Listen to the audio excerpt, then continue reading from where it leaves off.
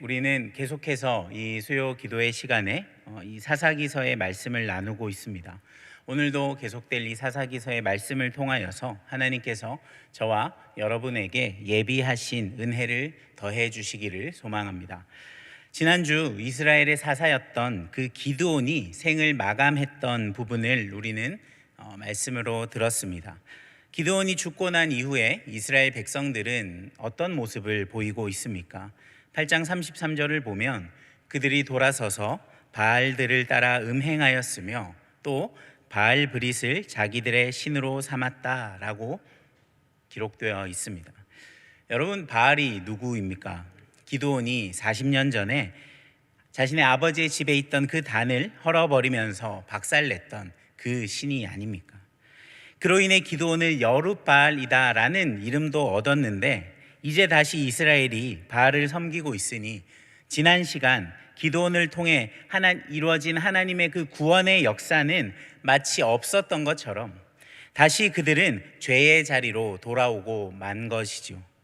8장 34절이 기록하고 있는 것처럼 자신들을 둘러싼 모든 원수들의 손에서 자기들을 건져내 주신 여호와 하나님을 그들은 까맣게 잊고 살기 시작한 것입니다. 이러한 배경에서 이 여룻바알 기드온의 아들인 아비멜렉이 등장합니다. 오늘 우리가 함께 보게 되는 본문이 꽤 긴 양이지만 9장에 담긴 이 아비멜렉의 이야기를 통해서 하나님께서 오늘 우리에게 주시기를 원하시는 메시지를 분명히 발견하고 우리가 함께 깨닫는 시간이 되기를 소망합니다. 아비멜렉은 8장 31절에서 가장 먼저 등장합니다. 세겜에 있는 기드온의 첩의 몸에서 태어난 아들로 등장을 하고 있습니다. 그리고 이 아비멜렉이라는 이름은 지난주에도 들으셨던 것처럼 나의 아버지는 왕이다 라는 뜻을 가지고 있습니다. 8장에서 기드온이 이 이스라엘 백성들의 요구, 즉 우리의 지도자, 우리의 왕이 되어달라라는 요구를 기드온이 표면적으로는 거절했지만 이미 그는 왕의 버금가는 권세와 권력을 가지고 있었다라는 것을 우리는 이 아들의 이름을 통해서도 알 수 있습니다. 이러한 환경 가운데 자란 아비멜렉 역시 왕이 되고자 하는 열망을 가지고 있었을 것입니다. 그리고 그는 이러한 자신의 목적을 이루기 위해서 현재 자신의 상황을 정확하게 분석했습니다. 자신의 야망을 이루기 위한 방법도 이제 본격적으로 찾기 시작한 것이죠.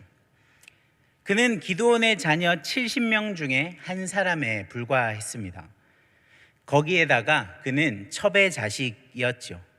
왕권이 세습되는 왕정시대라 할지라도 그에게 그저 첩의 자식의 하나에 지나지 않는 그에게 차기 왕권이 넘어오는 것은 거의 불가능한 상황입니다.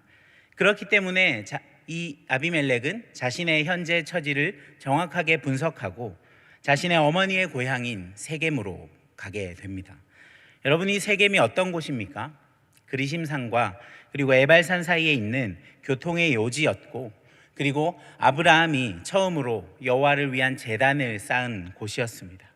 그리고 이곳에서 여호수아는 이스라엘의 모든 지파들을 모아놓고 고별 설교를 했습니다. 굉장히 의미가 있는 이런 장소에서 아비멜렉은 자신의 외가 친척들의 영향력을 이용해서 자신이 왕이 되고자 하는 계획을 실천하기 시작한 것이죠. 자신의 어머니의 형제들과 또 외조부의 온 가족들을 동원해서 세겜 사람들에게 자신이 왕이 되어야 하는 이유에 대해서 아비멜렉은 계속해서 설명하기 시작합니다. 이 여룻바알의 아들 70명이 다스리는 것보다 나 한 사람이 다스리는 것이 훨씬 좋지 않느냐라는 것이 이 아비멜렉의 논리였는데요. 그리고 자신은 세겜 사람들, 당신들과 고륙관계에 있는 사람이다라는 것이었습니다. 이 고륙이라는 표현은 성경에서 아주 가깝고 친밀한 관계를 나타낼 때 사용되는 표현입니다. 즉, 자신은 기드온의 다른 아들들과 달리 자신의 어머니가 세겜 출신이기 때문에 결코 나는 당신들과 남이 아니다. 자신이 왕이 되면 세겜은 자신과 함께 권력을 누리게 될 수 있을 것이다 라고 설득을 하고 있는 것이죠. 이러한 아비멜렉의 말에 세겜 사람들은 선동되기 시작합니다. 그리고 그는 우리의 형제다 라고 말하면서 이제 세겜 사람들은 아비멜렉을 지지하기 시작하는 것이죠. 아마도 아비멜렉이 왕이 된다면 자신들에게 훨씬 더 많은 이익을 가져다 줄 것이라고 그들은 판단했기 때문입니다. 그리고 그들은 바로 바알브릿 신전에서 은 70개를 가져다가 아비멜렉에게 전해줍니다. 왜입니까? 아무리 왕이 되고자 한다 할지라도 혼자서는 아무것도 할 수 없기 때문이죠. 그래서 세력이 필요했습니다. 힘이 필요했던 것이죠. 그래서 돈을 받고 자신을 대신해서 싸워줄 용병들이 필요했고, 이 용병들을 고용하기 위해서는 돈이 필요했기 때문입니다. 그런데 여러분, 이 돈이 어디에서 나왔습니까? 바로 바알의 신전에서 나왔습니다. 아비멜렉이 진정으로 자신의 아버지인 이 기드온이 한 일의 의미를 제대로 알고 있는 사람이었다면 그는 이 신전에서 나오는 돈을 받지 않았을 것입니다. 그렇지만 자신의 욕망을 이루려는 이 아비멜렉에게 이런 것은 아무런 의미가 없었습니다. 그리고 그는 그 돈으로 용병을 고용했습니다. 특별히 성경은 이 아비멜렉에게 고용된 용병들을 표현할 때 방탕하고 경박한 사람들이었다라고 표현하고 있는데, 이것은 어지간한 보통 사람이라면 할 수 없는, 아니 해서는 안 되는 일들을 사리 분별을 하지 않고 그저 돈만 주면 무엇이든지 하는 그런 악한 자들이라는 것을 강조하기 위해서 사사기 저자는 이런 표현을 사용하고 있습니다. 여러분, 현대 사회에서도 우리는 이러한 사람들의 관계를 심심치 않게 보게 됩니다. 자신의 원하는 바를 이루기 위해서 수단과 방법을 가리지 않는 사람들이 있습니다. 그리고 돈을 벌 수만 있다면 어떠한 행동이라도 기꺼이 할 준비가 되어 있는 사람들도 있습니다. 이렇듯 욕망의 노예, 돈의 노예가 되어서 살아가는 사람들의 이야기를 우리는 심심치 않게 듣게 됩니다. 여러분, 저와 여러분은 무엇에 사로잡힌 인생을 살아가고 있습니까? 지금 우리의 삶을 움직이고 있는 그 동기와 그리고 목표가 무엇인지를 우리 한번 점검해 볼 수 있으면 좋겠습니다. 다시 본문으로 돌아가서 이제 용병까지 얻은 아비멜렉은 기세등등하게 자신의 형제들을 찾아갑니다. 그리고는 말로 할 수 없는 끔찍한 범죄를 저지르고 말게 됩니다. 자신의 이복 형제들인 이 70명을 죽이고 만 것이죠. 그들과 아비멜렉 사이에 특별한 원한 관계가 있던 것도 아니었고, 그리고 그들이 아비멜렉에게 어떠한 큰 잘못을 한 것도 아니었습니다.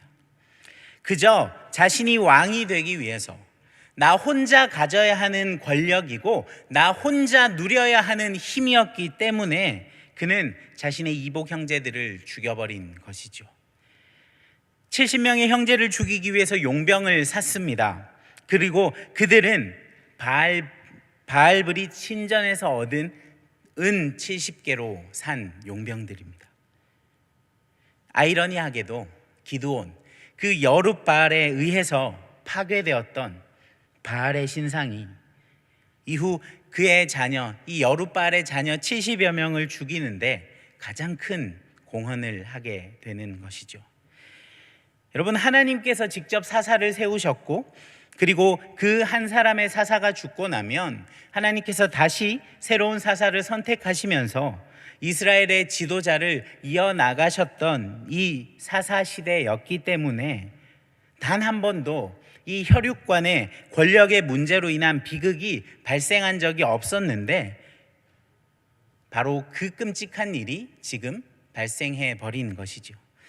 기드온의 아들들이 모두 죽자 이제 세겜과 밀로 사람들은 아비멜렉을 왕으로 삼았습니다. 이방신전의 후원을 받으면서, 그리고 이방신의 보호를 기원하면서 그는 왕이 되었습니다. 이스라엘의 진정한 왕이신 하나님을 철저히 무시했고 오직 자신의 욕망에 부합하는 그 이방의 신만을 충실하게 따르면서 그는 스스로 왕이 되었습니다. 어쩌면 이런 아비멜렉의 모습은 자신의 아버지 기드온이 마음속에 품었던 욕망을 실현한 것인지도 모르겠습니다. 이제 이어지는 7절에서는 이 아비멜렉의 손을 피해서 구사일생으로 살아남은 기드온의 막내 아들인 요담이 등장하기 시작합니다. 그는 아비멜렉이 왕이 되었다는 소식을 듣고 세겜을 향한 비판의 목소리를 냅니다. 근데 이런 비판을 할 때에 그 세겜 사람들의 어리석음을 풍자하기 위해 나무 우화를 들고 왔습니다. 그 이야기는 다음과 같습니다. 나무들이 자신들을 다스릴 왕을 찾고 있었는데 먼저 감람나무를 찾아가서 왕이 되어달라 요청했습니다. 실제로 여러분, 지금도 이 감람나무는 팔레스타인 지역에서 가장 흔한 나무이며 경제적으로도 아주 중요한 나무입니다. 그 당시에도 마찬가지였고요.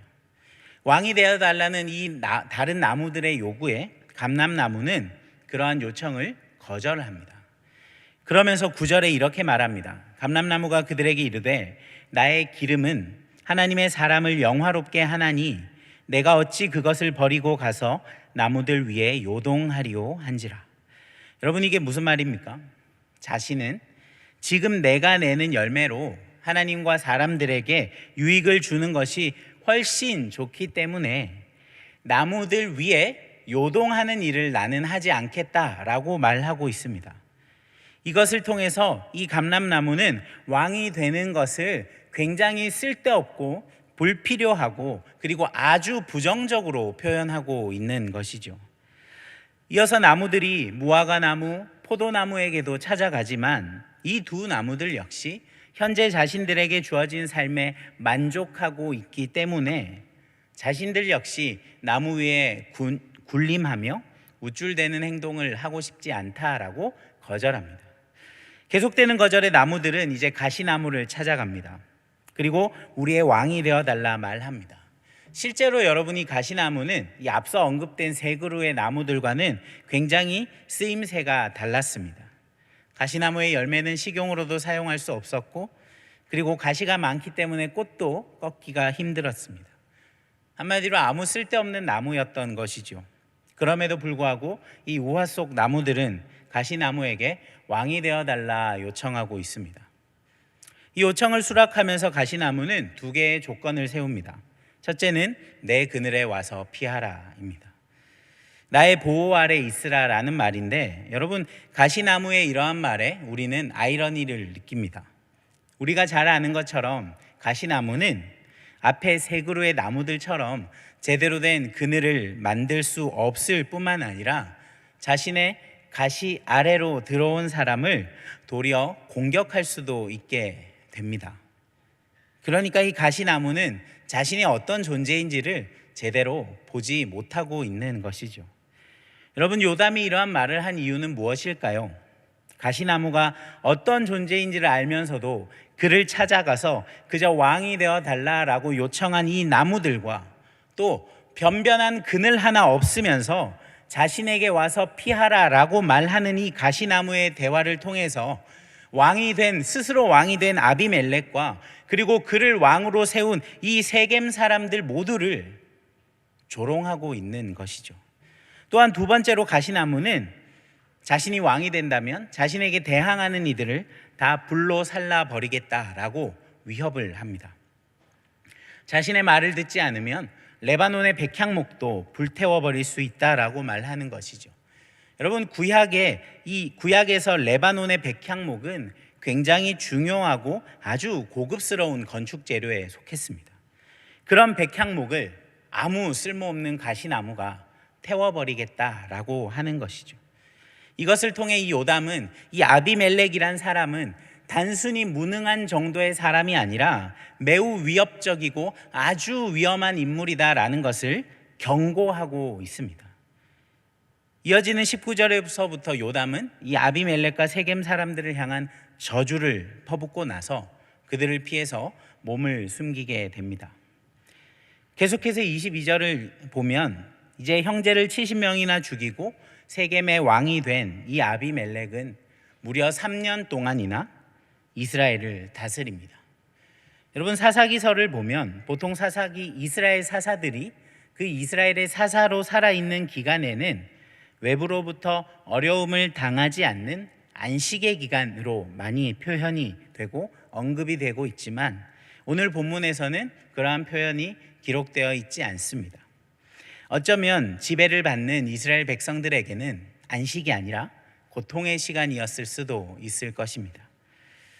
여러분, 이 사사들의 이야기에서는 여호와 하나님께서 여호와의 신을 사사들에게 보내어 주심으로써 하나님이 먼저 그들을 찾아가셔서 그들로 하여금 이스라엘을 구원하게 하셨습니다.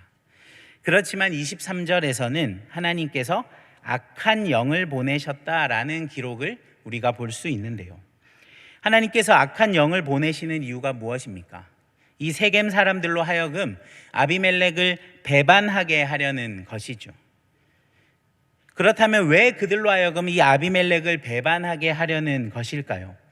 여호와 하나님께서는 이 아비멜렉과 그리고 세겜 모두의 악행에 보응하시기 위해서 이 악인과 그리고 악인 간의 다툼이 일어나게 하시는 것입니다.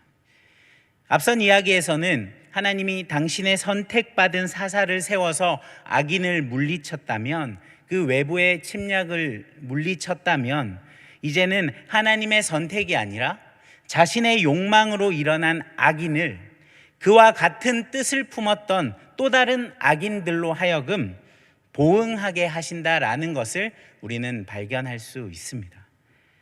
하나님께서 이 아비멜렉과 세겜 사람들 사이에 이 악한 영을 보내신 이후에 세겜 사람들은 아비멜렉을 향한 이제 배반의 날을 세우기 시작합니다. 25절을 보면 그들은 이제 아비멜렉을 염탐하면서 그 길에 다니는 사람들을 대상으로 강도를 저지릅니다. 이처럼 세겜 사람들이 아비멜렉의 눈치를 보면서 불법을 저지르는 것은 그의 지도력에 반기를 드는 행위가 될 수 있습니다. 그리고 이러한 소식은 얼마 지나지 않아 아비멜렉에게도 알려지게 되었고, 이 세겜 사람들과 아비멜렉 사이의 관계는 점점 멀어지게 되었습니다. 이러한 상황 속에서 가알이라고 하는 한 인물이 새롭게 등장합니다. 그는 에벳의 아들이다라고 소개가 되어지고 있는데, 여기서 에벳은 종이라는 이 히브리어의 음역어입니다.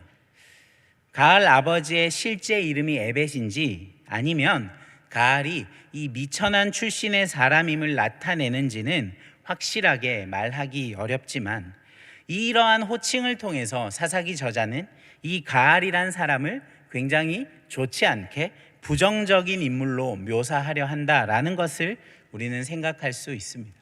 지금 상황은 첩의 아들에 이어서 이제는 종의 아들이 왕이 되겠다라고 나서는 아주 혼란스러운 상황임을 보여주고 있는 것이죠. 가알은 여러 면에서 이 아비멜렉과 비슷한 모습을 보여줍니다. 아비멜렉이 외가의 도움을 받았듯이 가알도 혈육을 이용해서 세겜 사람들의 지지를 쉽게 끌어냈습니다.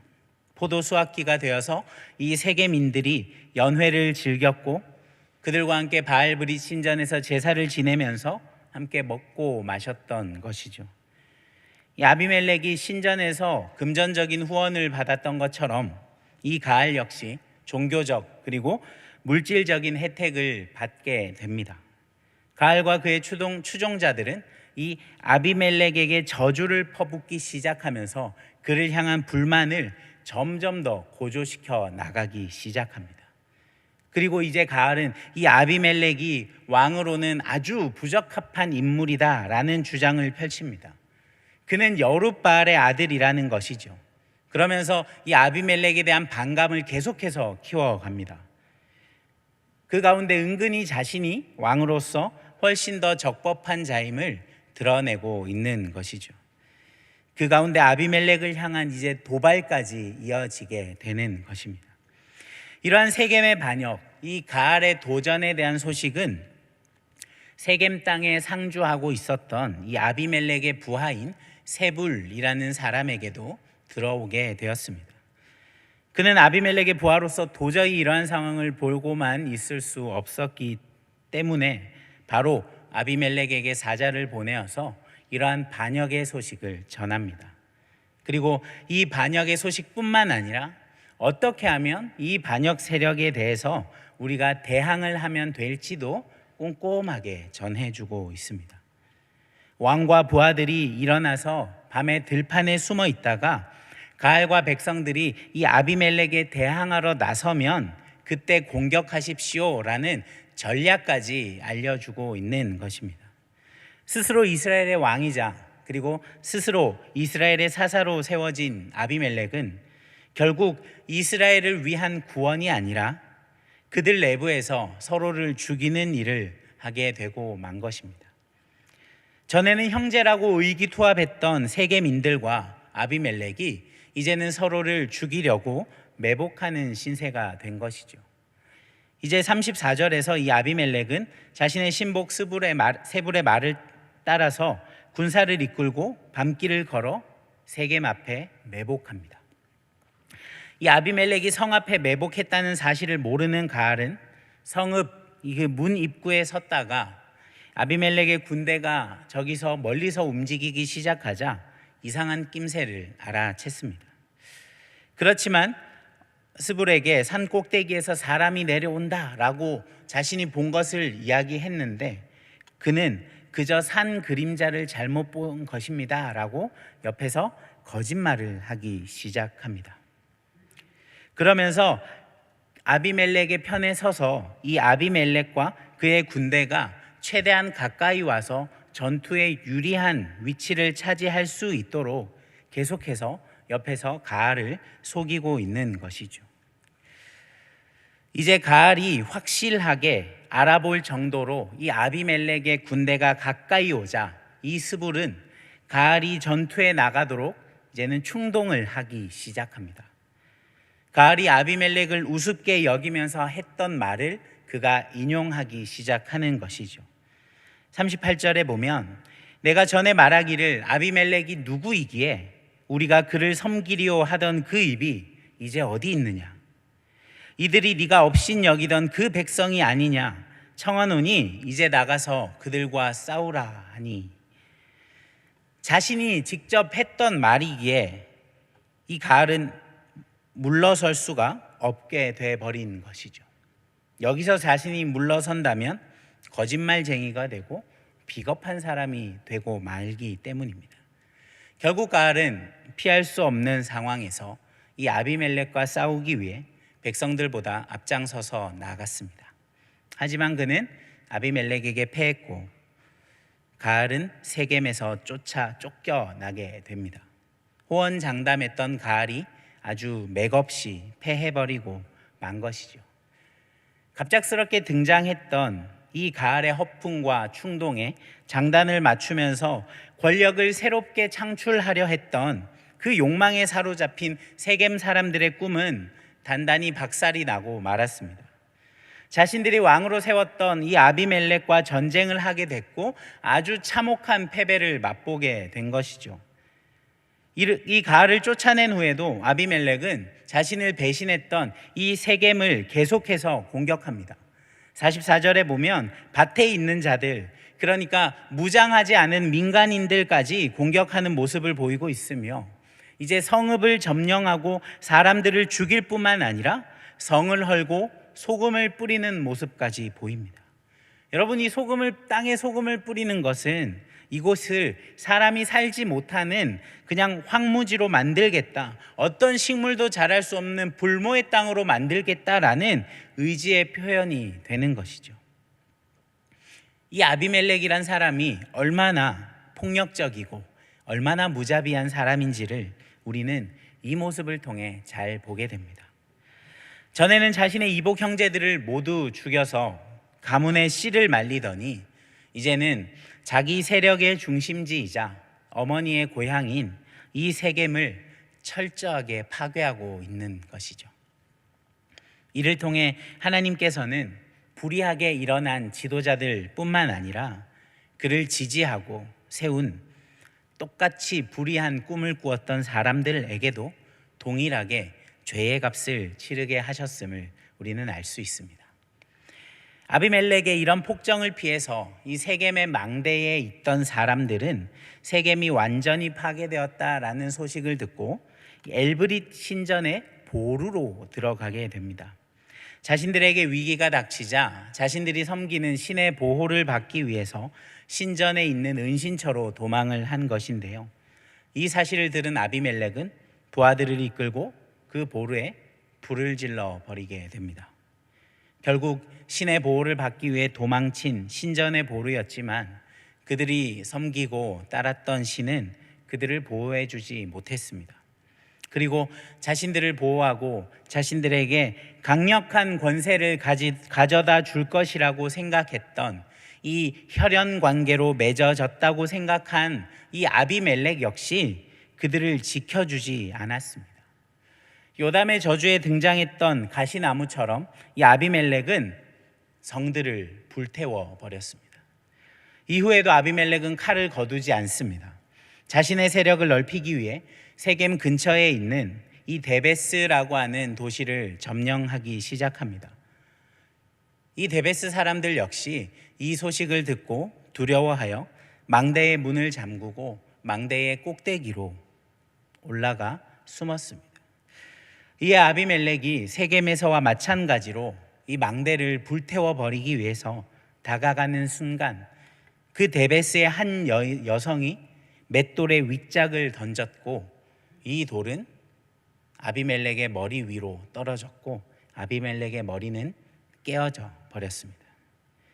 한 바위 위에서 그의 형제 70명을 죽였던 아비멜렉은 결국 한 여성에 던진 하나의 돌을 맞아 죽게 되었습니다. 그리고 성경에는 이 아비멜렉을 죽인 여성에 대한 어떠한 정보도 기록되어 있지 않습니다. 이것은 이 아비멜렉의 죽음을 더욱 비참하게 만들어 주는 것입니다. 자신도 그것을 너무나 잘 알았던 아비멜렉은 자신의 죽음의 이유를 바꾸어 보려 했지만 그것은 결코 숨길 수가 없었습니다. 이렇게 아비멜렉은 자신의 생명과 왕국 모두를 잃어버렸습니다. 결국 요담이 저주했던 대로 하나님께서 이 아비멜렉이 행한 일을 정확하게 그에게 보응하신 것입니다. 그렇지만 여러분, 이것은 요담의 저주가 효력이 있던 것이 아니라 하나님께서 아비멜렉과 그리고 세겜 사람들의 악행을 심판하시기로 작정하셨기 때문에 실현될 수 있었던 일이라는 것을 우리가 기억했으면 좋겠습니다. 이처럼 이스라엘의 왕을 세우려는 최초의 시도는 아주 불법적이고 그리고 폭력적으로 시작해서 아주 비극적으로 끝을 맺게 되었습니다. 여러분, 오늘 우리는 이 아비멜렉의 이야기를 통해서 불의한 연합과 그리고 폭력으로 거둔 결과의 끝이, 그 결과가 무엇인지를 잘 보았습니다. 오늘 우리가 보았던 말씀에 등장하는 대부분의 사람들은 철저하게 자신의 욕망을 실현하기 위해서 행동했던 사람들입니다. 아비멜렉은 오직 왕이 되고자 하는 자신의 욕망을 위해서 앞뒤를 가리지 않았습니다. 그 목적을 달성하기 위해서라면 자신의 이복 형제를 죽이는 것도 그리고 우상을 섬기는 것 또한 그에게는 아무런 문제가 되지 않았던 것이죠. 그리고 마침내 그는 자신의 소망대로 왕이 되었습니다. 그리고 이 권세는 3년이나 지속되었습니다. 여러분, 때로 우리가 삶을 살아가는 가운데 이러한 모습들을 목격하게 되는 경우가 있습니다. 자신의 목적한 바, 자신이 뜻하는 바를 이루기 위해 수단과 방법을 가리지 않는 사람들을 보게 됩니다. 그것이 불법이나 때로는 범죄에 가까운 행동이라 할지라도 아무런 거리낌 없이 실행에 옮기는 사람들 말이죠. 그리고 참으로 아이러니하게도 그런 사람들이 세상 속에서 잘 되고 성공하는 모습을 우리가 볼 때가 있습니다. 그런 사람들을 보면서 우리는 도대체 세상이 어떻게 돌아가고 있는 것인가? 과연 하나님의 공의는 살아있는가 하는 의문을 가지게 됩니다. 혹시 이 자리에 계신 우리 성도님들께서도 그런 생각을 가져보신 적이 있으신지요? 여러분, 오늘 성경에 등장했던 아비멜렉, 그리고 세겜 사람들, 그리고 가알까지, 그들 모두는 자신의 욕망에 휩싸여서 하나님 보시기에 악을 행했던 자들입니다. 그런 그들에게 아주 잠깐의 성공과 그들이 꿈꿨던 그 꿈의 성취가 이루어지는 것 같은 순간들이 분명히 있었지만, 그 모든 것은 여러분 결국 사라졌고 모두 파괴되었습니다. 분명히 기억하십시오. 우리 하나님은 지금도 살아계시며 당신의 공의로 이 땅을 다스리고 계십니다. 여러분, 이 몇천 년 전 이스라엘의 역사 가운데 있었던 이 부끄러운 사건을 사사기 저자는 하나도 빼지 않고, 그리고 이 57절이라고 하는 긴 절을 할애하면서 낱낱이 기록하고 있습니다. 왜입니까? 이 부끄러운 역사를 잊지 말라라는 것이죠. 기억하라는 것입니다. 그리고 계속해서 점검하고 확인하라는 것입니다. 무엇을 말입니까? 과연 지금 삶을 살아가는 나의 인생은 어떠한지를, 나의 인생의 목적은 무엇인가, 그리고 내 삶을 움직이는 동기가 무엇인가, 그리고 나는 이러한 삶에 만족하며 살아가고 있는가, 그것이면 충분한가? 여러분, 오늘 사사기서는 이렇게 우리에게 질문을 하고 있는 것입니다. 단순히 아비멜렉이 잘했는가 잘못했는가를 따지면서 교훈을 찾는 것에서 그치지 않고, 성경 속의 이 아비멜렉의 모습, 오직 자신의 욕망에 사로잡혀서 그것만을 보고 달려가는 인생을 사는 사람이 혹시 내가 아닌가, 이것이 우리의 실상은 아닌가라고 생각해 보기를 소망합니다. 여러분, 오늘 이 이야기를 통해 우리가 분명하게 알 수 있는 것이 하나 있는데, 그것이 무엇입니까? 결국 우리 인간, 우리 사람의 생각과 사람의 마음에서 비롯된 소망은 절대로 선한 것이 없다라는 것입니다. 아비멜렉, 그리고 세겜 사람들, 그 어느 누구도 자신들의 삶의 소망, 자신들의 삶의 목표가 하나님으로부터 비롯되었고 하나님이 원하시는 바를 쫓아서 살았던 사람은 아무도 없습니다. 오늘 우리가 읽은 성경 9장을 전체를 아무리 찾아봐도 그런 사람은 한 명도 없고, 어느 누구도 하나님이 원하시는 나의 삶의 방향이 무엇인지를 묻는 사람도, 그것을 알고자 하는 사람도 한 명도 없었습니다. 여러분, 마찬가지로 우리 안에도 소망은 없습니다. 맞습니까? 아무리 눈을 씻고 찾아봐도 저는 제 안에서 어떠한 희망과 소망도 발견하지 못했습니다. 저뿐 아니라 여러분, 우리 모두가 그렇지 않습니까? 여러분, 우리는 죄인이며 그 중에 아주 완벽한 죄인들입니다. 그렇기 때문에 우리가 아무리 열심히 살고 아무리 열심히 우리가 신앙생활을 한다 할지라도 우리 안에 하나님이 주시는 분명한 소망, 우리 삶을 움직이는 가장 크고 중요한 동기가 하나님으로부터 비롯된 것이 아니라 우리 안에 차오르는 이 인간적인 욕망에서 비롯된 것이라면 결국 여러분, 우리의 삶도 이들과 다를 바가 없는 인생 아니겠습니까? 그렇게 하나님의 원함이 아닌 자신의 원함만을 쫓아 살았던 인생의 끝을 우리는 오늘 말씀을 통해 확인할 수 있었습니다. 나의 아버지는 왕이다 라는 이름을 가지고 자신의 아버지가 원했지만 겉으로는 표현하지 못하고 끝내 이루지 않았던 그 인간적인 욕망을 따라 살았던 아비멜렉을 우리는 기억합니다. 여러분, 이 아비멜렉은 자신의 아버지 기드온의 인간적인 욕망을 따라 그것을 추구하며 살았지만, 우리는 우리의 구원이 되시는 하나님 아버지의 뜻을 따르며 그 뜻을 추구하며 살아가는 사람들이 되기를 소망합니다. 사랑하는 내일교회 성도 여러분, 나의 아버지는 왕이십니다. 우리의 아버지는 왕이십니다.